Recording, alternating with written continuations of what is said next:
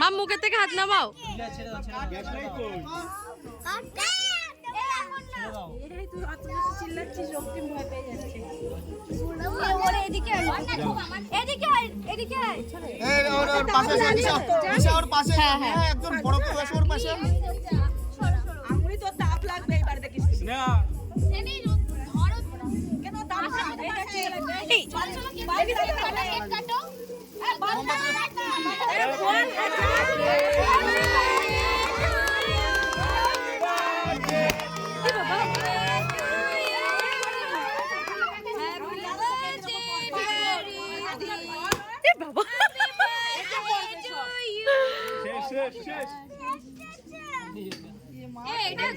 এখানে কে ফাটালো?